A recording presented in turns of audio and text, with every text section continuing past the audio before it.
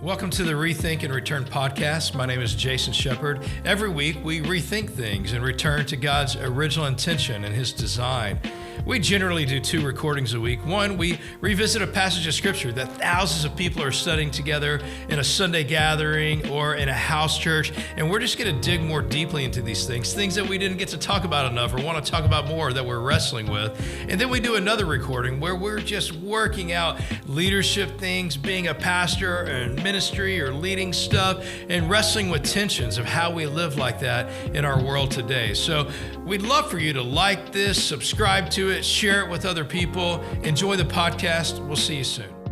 Hey, thanks for joining us on the Rethink and Return podcast. I'm Jason Shepard. We spend one podcast talking about the book of the Bible we're studying through, and then we usually have another one in the week. We're talking about like leadership and serving and pastoring in the church. And so I like to bring on people here who are serving and leading in the church, and we just have a real raw and honest conversation about leadership. And I wanted my buddy Dave to talk about that this week. So Thanks, good. Dave. Honored to be here. Dave and I, we talk about preaching and scripture a whole lot, but we also serve together, and we have for a long time. And Dave, I've known you for, decades, and I knew you in a different capacity, and then you completely turned your life and came to work on a church team, leading in a local church. And so you went from serving a lot of churches and a lot of places for a lot of years. And Dave would speak to arenas of people, and that was huge. Your ministry affected, people in the millions. And then you came on a local church staff. It was a big shift. And you, by your own admittance, it's a big learning curve. That's right. It's a big deal. It's a learning curve for all of us. Yeah. But later in your life, after you had really been so effective in your calling in one way, you had to redirect your calling, or you chose to redirect your calling into a local church. And you've seen us as a local church mature, grow, change, become continue to become what God's want us to be. And so I just want to talk about that today. And one of the things we talk about, you and I talk about a lot, is the idea of culture. It's not a word in the Bible, although there are descriptions of it in the Bible and values that contribute to culture. But, let's talk about culture today. When you think about culture, what have you seen in the church since you've been here? How have you seen it changed? What's affected culture? What questions do you have for me about our culture? Let's talk a little bit about that. Well, it's great to be here. And I spent, 25 years traveling and speaking. I've probably been in 2,700 different events, churches and concerts, and I was a nomad. Like I was, I had my own ministry, but I did everything myself. Yeah. Like I did logistics. I got myself there. I wrote messages. I got back home. And so when we met and you said, Church Project needs your gifts and you need to be here. Mm-hmm. And like that was all I needed. I believed in what you're doing. I believe in Church Project. But I had this learning curve. I had been an individual, and I had to learn how to be on a team. Yeah. And then I've been here for 11 years now. Yeah. It's been fantastic. 11 of our 15. Yeah. That's right. And I've seen our church change always for the better. We've been through some tough seasons, different times of culture and whatnot. But for me, I had to find a different Dave. Mm-hmm. I had to find a different Dave. Like there was a speaker Dave, and I still do that some. Yeah. But I had to find a different Dave that learned how to be part of a culture and part of a team, and so it's been an incredible journey. But some of the things that helped me was early on, you set some markers in place. Or you talked about creating a culture, and then your job is to maintain that culture. And the way that culture is maintained has been through a series of axioms that stick in my mind. And that's what, when I sat down today, I thought this is what we should talk about, because they're the things that help us all move forward as a team, and they're the things that really help us move forward as a church, because it becomes part of the culture. One of the things I've learned here is that culture creates a countenance, right? It makes us a certain way. Yeah. And so healthy culture creates a healthy countenance. That's true in every arena of leadership of people that are watching.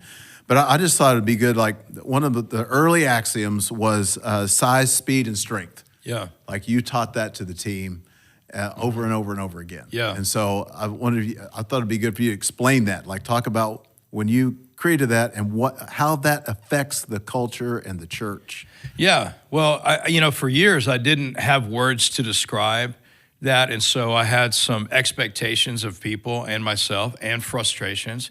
And so I think having some phrases, whether you call them values or axioms or whatever, I think words create culture. Words are ideas that you practice, or at least an expectation of your practice. And so for me, I thought, why am I frustrated with people? Why am I frustrated with myself? What am I wanting to have happen that's not happening? And so there are some ideas out here that we're all going after, and or that we're not going after. As one of the primary leaders here, though, if I'm leading us somewhere, I need some words to help put together where we're going. And so one of the things I found myself frustrated about was that I felt like people weren't appropriately operating for our current size or our speed, or they weren't carrying a certain strength that was needed to be here. Because, when we had 40 people when we started, it required a different level of leadership, different skills from me. I had to grow with that. I mean, am I able to lead a church? I wrote a book years ago, a little janky book, and in it, I'm like, I didn't know if we would be 40 people, which is what we started with, or 400 people, or 4,000. That wasn't meant to be prophetic, but that's like about where we are right now. Right. And I don't know if that was like a limiter, if I put words in the air and they do something, I don't believe in all that, not in that way. But I was just alliterating numbers. But am I able to lead this church of 40 people? Or am I able to lead this church now of 400 people? Or am I able to lead this church now of 4,000 people? Very different skill sets. And am I able to do that? And am I able to bring people around me who are able to do that? So it's not just for me, though. If somebody's leading a ministry in our church of 10 people or 100 people or 1,000 people, that requires a different skill set.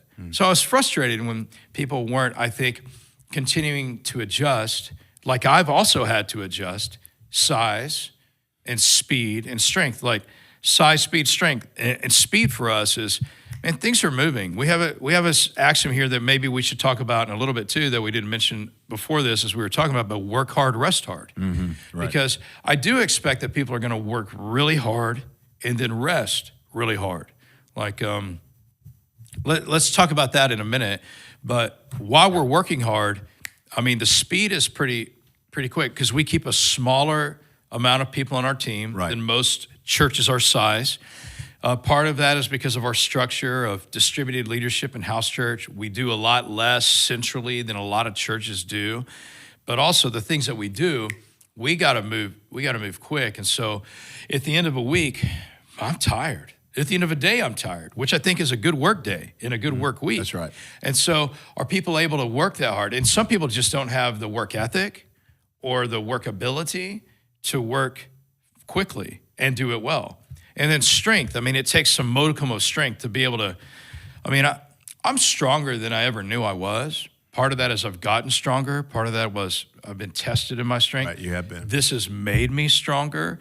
And so we got to be strong to do the job we do.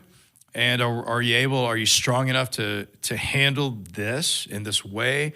This environment requires some strength. Of course, there are other things too. This is a comprehensive. Sure. We require humility and grace and all these things, and we have that. But size, speed, and strength for me is one of the things is like, look, I know wherever our church was at the size and speed and strength, you came in here, but it's moved.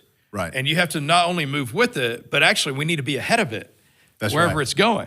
That's right. And so like it really creates, when you describe it, it creates velocity. Right? Yeah. And can a team keep up with the velocity at which the church or whatever the institution is growing at? Yeah. Like I think that's, some people are built for certain sizes. Yeah. As you know, some people are made to pastor a certain size church or lead a certain size ministry. And part of it is learning how to grow into the size of where it's going next. Like you can't just stay, a 20-person size leader if you're going into, a 2,000, people arena or 4,000 or whatever it may be. You have So it taught me to grow into that. You can't just stay at one level. You have to always push yourself. The people who would not like this conversation, I get it too. They would say something, and I would agree with it. Oh, that we're just trying to. You take the shadow side of a leadership conversation, and it involves like unhealthy ambition, right? Like attaching value to size. And I'm not attaching a value to size. Right. I don't think a church is more valuable if they're 40 or 400 or 4,000. Right.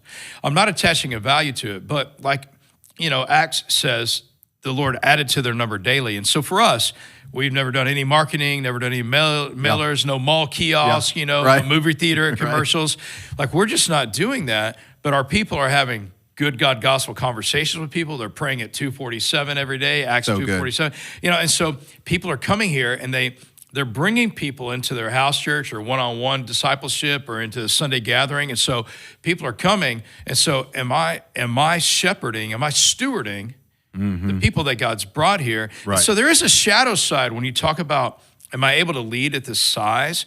But there is also a reality to that, and a healthy side of the conversation too. So I don't think we should throw out the whole conversation of leading at the size that it is, because God's added numbers to our people. That's right. And we're not putting a higher value on a higher number. Right. But we are saying that we have to be able to steward whatever God's brought us here. And some people either aren't willing to grow into that. Right. Like, I've had to grow into that. Like, I've never led a church this size before.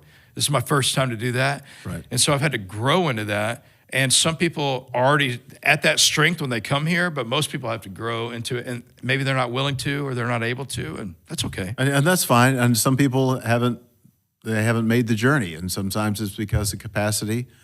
I think, people that are watching this that care about leadership, you can be always pressed to go further than you thought you could go, and to do more than you thought you could do. Like, you could, like, everyone has something in them where you're like, all right, I could go further. So we'll get real raw, because these are for real raw. Like, I mean, you coming here, you were pretty much at the top of your game in the whole speaker world, whatever that means. I mean, again, somebody can misuse that, but we get it. I mean, you had really maximized your gifting and stewarded it really well in that world.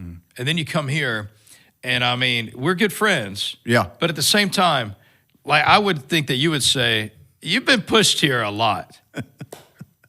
Well, yes, I have, but it's made me better. Well, that's what I'm saying. Like, I mean, I've been pushed here. It's been really good. I've been pushed here to grow, and I'm grateful because I've been willing to grow here.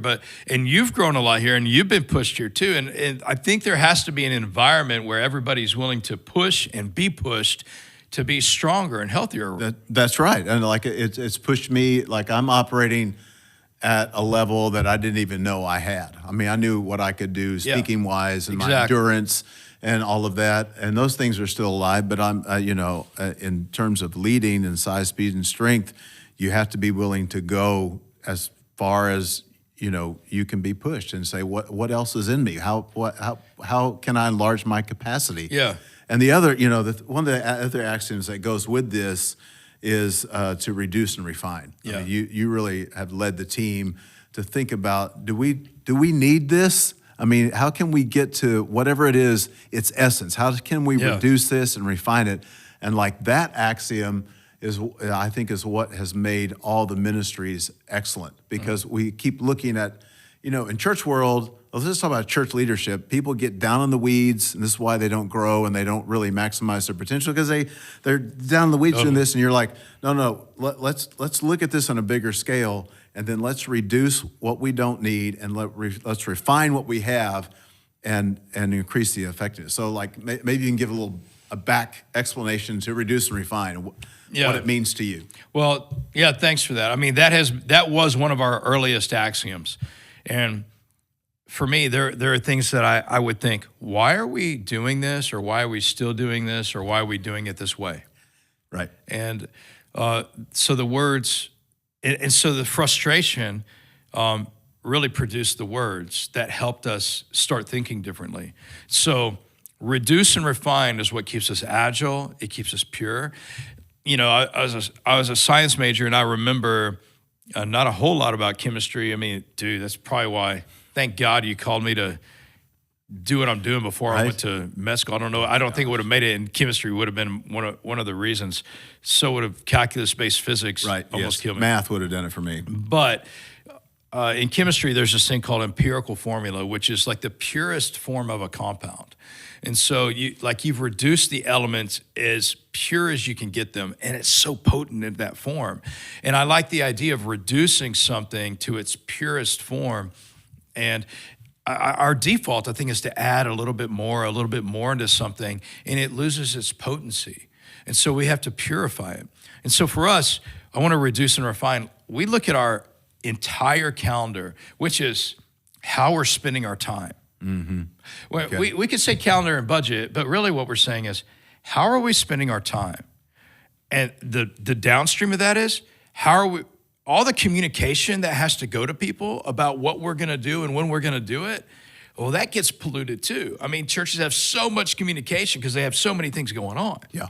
And so the calendar, for me, reducing and refining it would be, is this the best use of our time? Is this very valuable?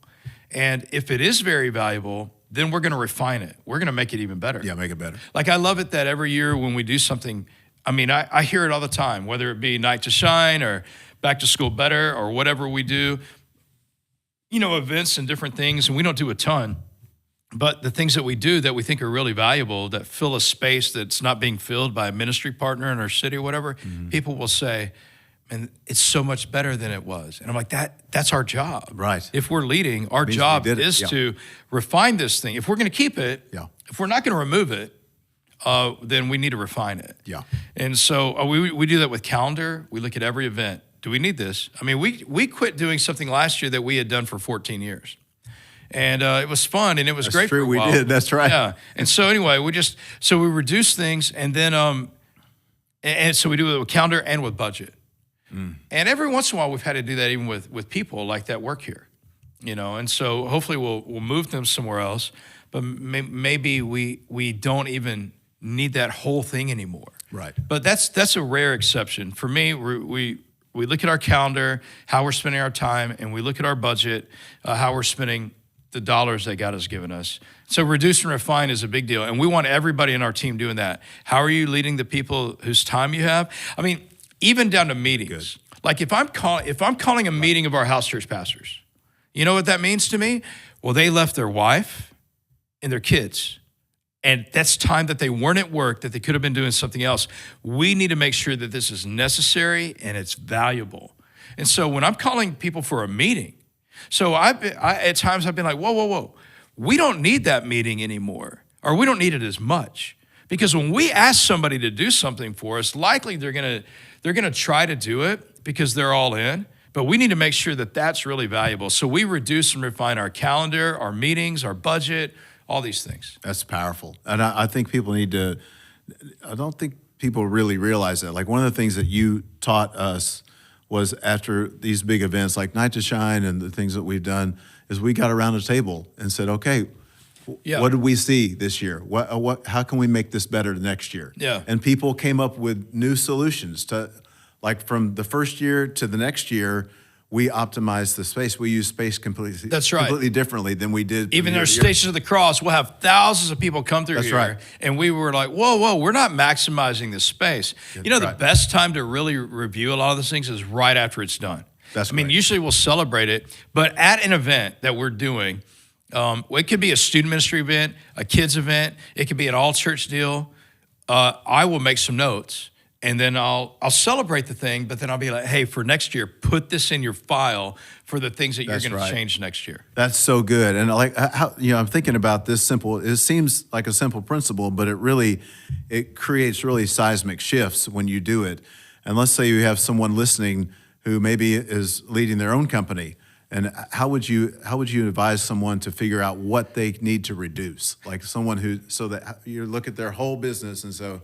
How do you pick out what needs to be reduced? Well, honestly, it's one of the easiest things I do because everything is time, money, or people. Okay. Everything is time, which is your calendar. It's your work week. It's your schedule. It's time. It's money, or it's people.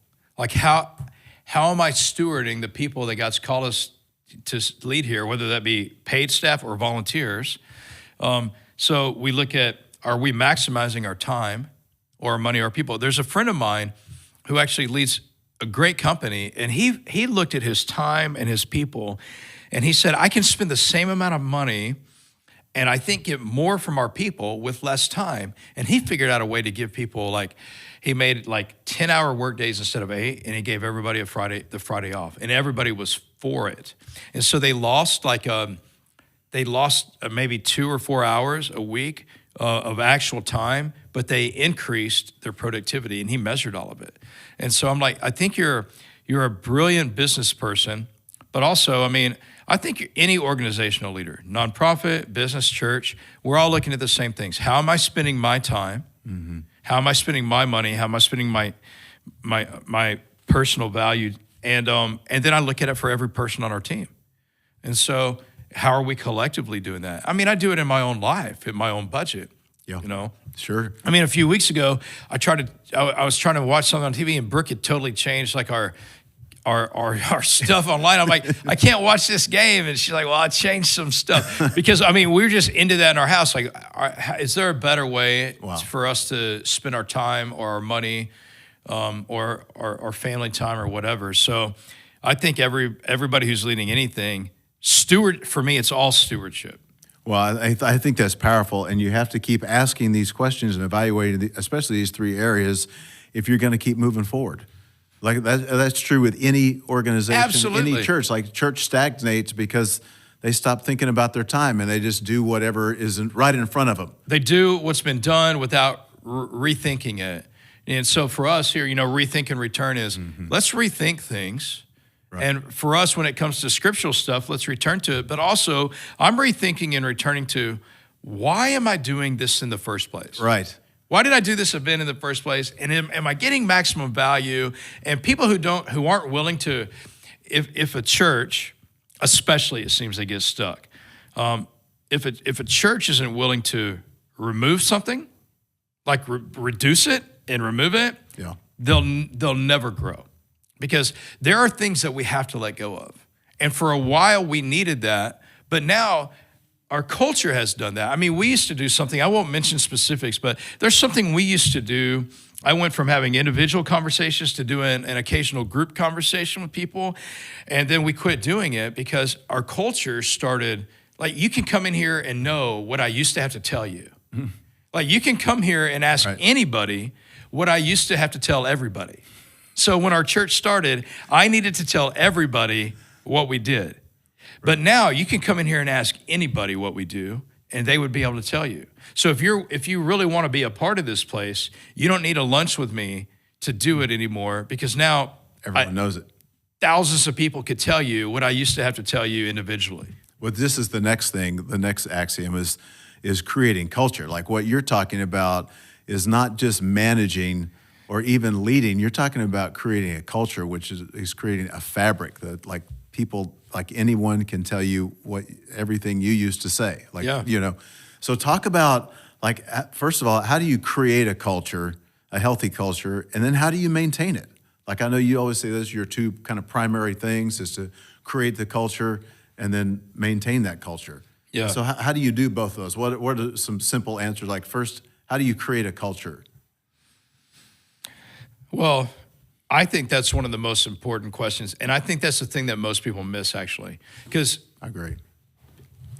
Actually, culture is self-creating and self-perpetuating. And that's why it's so dangerous. Because when people start something, they're thinking of, oh, am I a good speaker on the stage or not? Or how does the room look or not? But they don't realize all the while they're just trying to do this thing, they're trying to do a Sunday service really well or whatever, that there's a culture that's being created. And a lot of times I think the cultural conversation that I hear from people is really topical. Like, we want to be welcoming. And we want, like our culture is and I'm like, no. There is a subculture that's being built beneath your topical culture, and this is all you talk about. But down here, there's a culture that's being built, and that's gonna be the foundation that this is gonna rise or fall on. And so for me, I didn't really know how to do that, honestly, when we started our church. I didn't realize that I was doing the same thing. I had some values, but I didn't articulate them our first few years, and I didn't know how to articulate them.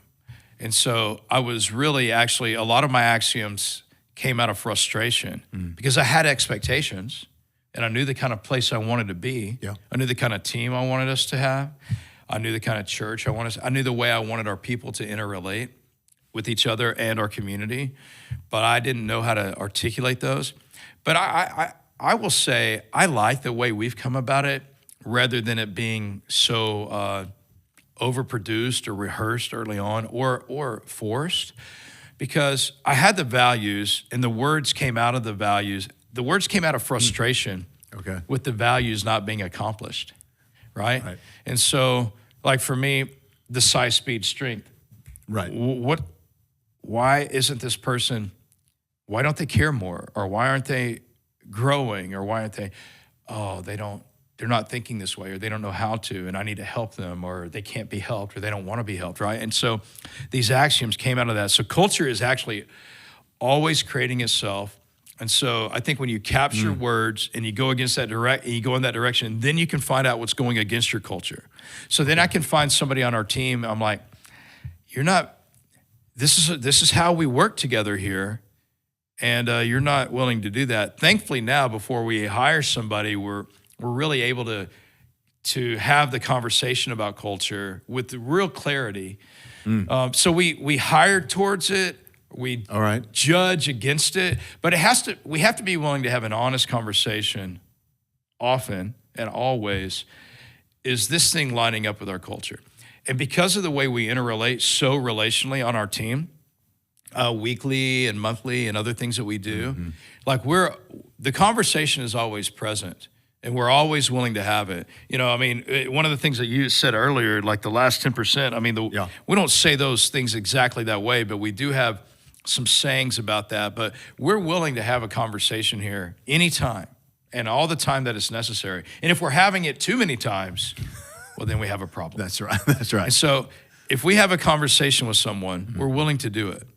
We're going to do it. Yeah. That's part of the strength, actually, of being here, size, speed, and strength. At some point, everyone will have a conversation about something. Because people have it with me, I have it with them, because we're all needing to get in line. And so if you don't have the strength to have those conversations here, it's just not going to work. Right. Yeah. It really is. I may have jumped ahead, but like culture really is how we articulate values. Like if you were going to define culture, right? Is that what you would say? Like if you say culture, if you're going to give a working definition for culture, I like to say culture is everything that everyone always does. Okay. Culture is everything that everyone always does. That's really good. And so culture, the expectation is that everyone always does this thing in this way. Yeah. And so this is the way we do it. This is a small axiom that we have, but one of our axioms is we want leftovers, because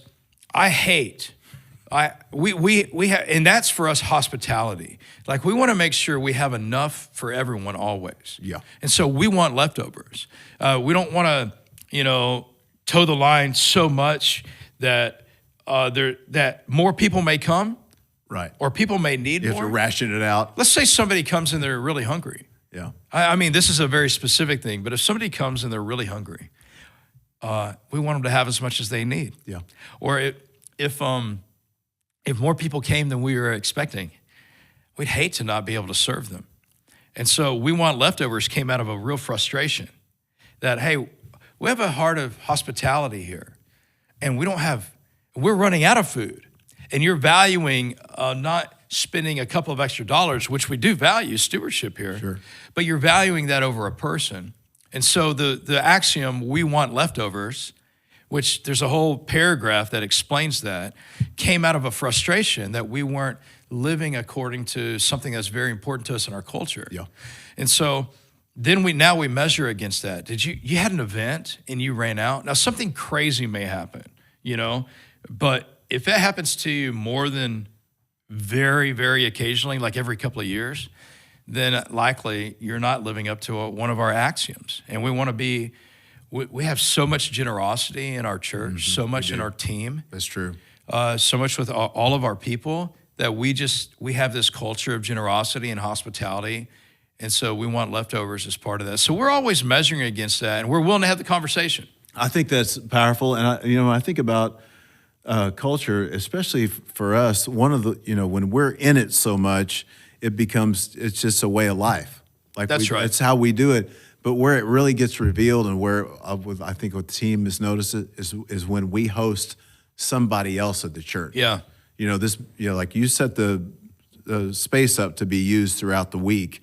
And so we have a lot of people come in and out, and you can see our culture as a team by how we host people. Like we've had some leadership events that they said, we've never had anybody do this much or go this far. That's right. And I was like, well, that's just what we do every day. Yeah, that's exactly. It's just what we do. That's how we do that with everybody. But when someone from the outside, they're like, no, this is not normal. That is really encouraging for me when people.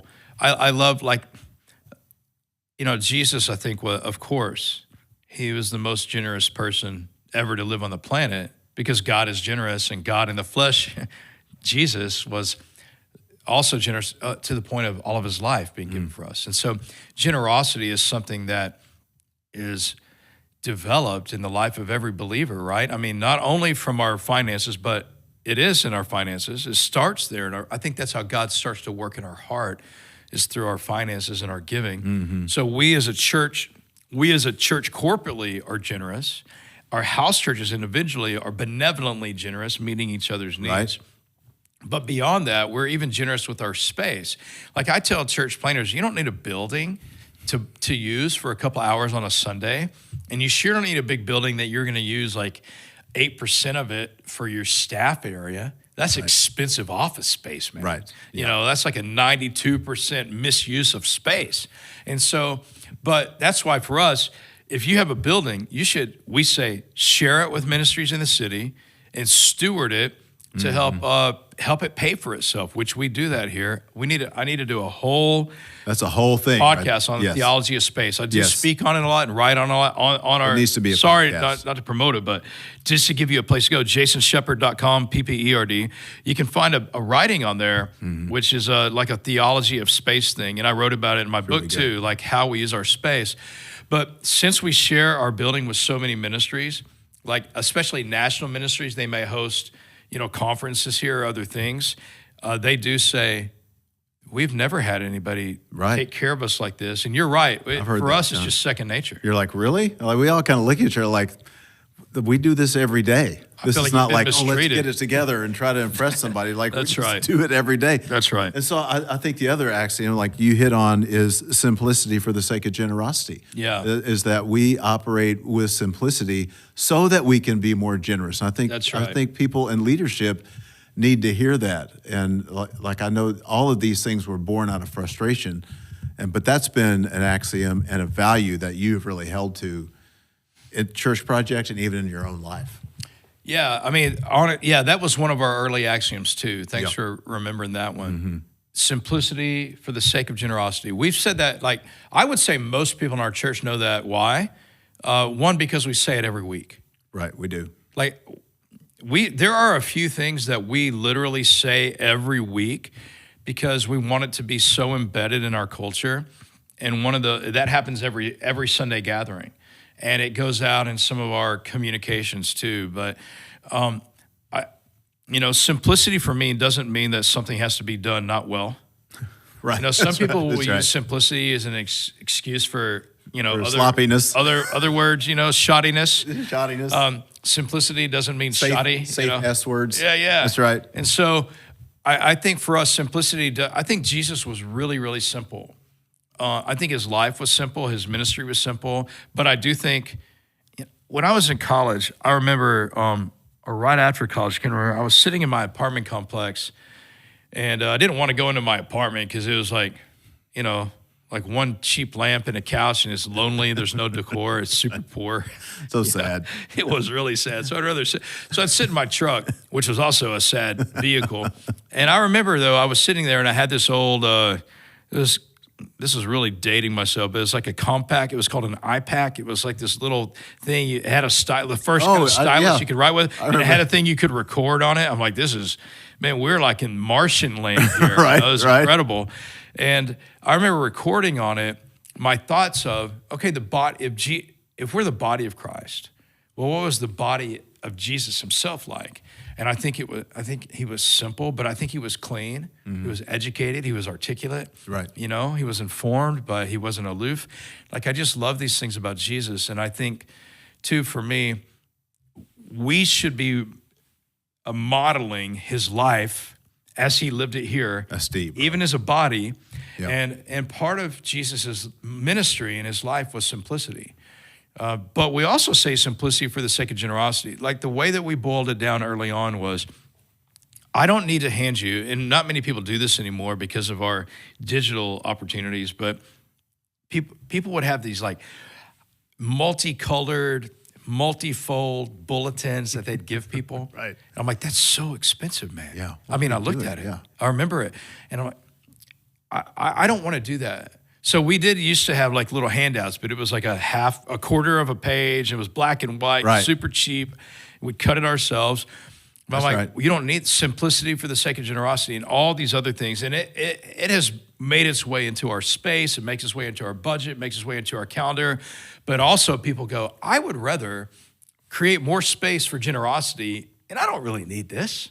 Yeah. And so, simplicity for the sake of generosity has been a lot of fun. I mean, we have a lot of personal stories at Church Project of people that could be spending more money on themselves that have said, we intentionally set a cap here in our lifestyle so we could be more generous with the purpose of God. And that's right. And that's how an axiom creates a culture that begins to create momentum in the lives of people. I mean, I think, you know, you comparing, everyone always says, well, the church is the body of Christ, but you actually thinking through the physical body of Christ and how that he was articulate, he was educated, he wasn't aloof, and you're like, why can't we just have a church that's like that, that's educated, articulate, generous, not aloof, engaged with people? That's right. You know, like, I mean, Jesus took a shower. I think he was clean. He took care of his body, but he wasn't extravagant, you know? Yeah. I mean, he took care of himself. Right, that's right. And he was educated. I mean, the dude spoke several languages.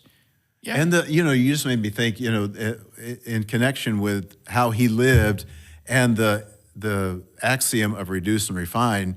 You remember when Jesus reduced all the laws of the prophets down to 2? Yeah, really good, Dave. Right? I mean, to reduce and refine, love God, love your neighbor. That's right. Right? I mean, cool. Like, he took all of this elaborate stuff in the Old Testament and got it down. That's really good. Into these 2 things. And he didn't get rid of the Old Testament or get rid of anything else. He just was able to boil it down into here's what it all means. That's so cool. That's really good. Yeah, well said. So one of the things the difference of being on the road for me and being here is, on the road I was everybody's guest. You know, like, I was on stage, people bought me dinner, they put my picture on a poster, I was, everything kind of was always great. But there's a grind to leading a church and having a culture. And, one of the axioms is that I want you to talk about, because it's meant a lot to me, to know how to handle the demands. Like, every culture has demands, our call has demands. And one of the things you said is that we care, but we don't carry. Yeah. And like, I didn't, on the road, you hear some stories, you're like, hey, I'll pray for you. Here, like, we're in the midst of people's lives. House churches can be gritty, they're raw. We want people to be transparent with each other, but that also carries a certain weight, and you have to know what to do with it. So one of the things that you taught me was, like, you have to care about all of these things, but you don't carry it. Mm-hmm. And so I wanted you to expand on that to help people know what the skill is in that. Like, some people don't care, and they don't carry it. Like, they get jaded, they get bitter. Totally. Like, they don't feel it. People spill their guts out, and they don't feel anything. So we still have to have a heart, but we but what does that mean that you don't care? Like when you explain that, flesh that out a little bit. Like, well, so there is a girl who worked with me in a student ministry, and she was awesome, like loved the girls in our student ministry so much. And she got so involved in their lives. And, there's these teenage girls who are cutting themselves and contemplating suicide, and some of them bad stuff happened to them. And so she was so involved in their lives that she'd go home and she couldn't sleep, she couldn't eat. And at some point I told her, I said, if you don't learn how to care and not carry this, you won't be able to continue. And that was from ministry many, many years ago. Mm-hmm. And then it just became an axiom for me that we have to, and in fact, she discontinued because it almost was too much. And, there's this thing that a friend of mine helped me understand about vicarious trauma. Like we take on a percentage of the trauma that we get involved with in people's lives. Yeah. And it is a heavy weight. This past week, 2 situations were brought to me. Like, I'm not disengaged at all. I'm very engaged, but now there's other people engaged at different levels. The things that I engage with are really, really hard. They're the hardest. Right. Whereas I used to be involved in almost everything. Now it's just the hardest of the hard. And like some devastating stuff this past week. Like families ruined. Marriages just obliterated. Somebody's individual life, like another man financially, what he did that just completely ruined his family, past, present, and future. These kind of things. Somebody's marriage decisions they made. And what I heard, like I wanted to stop hearing it because I heard the story. I'm like, I don't know that I can handle it anymore. And but then I got to go home, and I have a wife that I want to kiss and say hello to, and I have a son who I want to throw the football with, and then have dinner with my family. And if I don't figure out how to not carry that home, then I'm not going to be able to continue doing what I'm doing. But if I quit caring, if my solution is I quit caring, well, that's not healthy either. Right. Like if this stuff didn't bother me, if I didn't care, and I understand why people, they quit caring. And I don't think it's because people just don't care. It's a protection. It's the only way I can stay in the game is if I don't care. Right. But if I said, I had lunch with a man from our church a few weeks ago, and I love this dude. And he told me an aspect of a story that I had never heard. And he's crying and I'm crying. And if I was sitting there not crying while this guy told me what he told me, I would have been really concerned about my heart of caring for people. Right. Now, maybe I've heard so much over the years I just got callous, but I don't want to be there. Yeah. And so we have to learn how to care, but not carry it, or else we can't stay in this very long. Right. And so, real quick, Dave. Hey, Wes, how long are we? You can keep this in the podcast. How long are we in this? We're 43 into this. What if we cut this and then we keep going and we'll just turn it into a second one? Are you okay on time for that, Wes? Sure. All right. So, David, you good on that? I'm great on that. I'm good on that too. So, hey, if you're watching this, we're going to stop this right here because there's more axioms to get into. That's Let's right. just keep going on that. So, thanks for watching. See you on the next episode. See you soon. Thanks for spending time with us today on the Rethink and Return podcast. Here's all we ask from you. Will you subscribe to this, share this, let other people know about it? That'll help us get the message out. Share this content with other people if it's helpful to you. We're grateful for you. See you soon.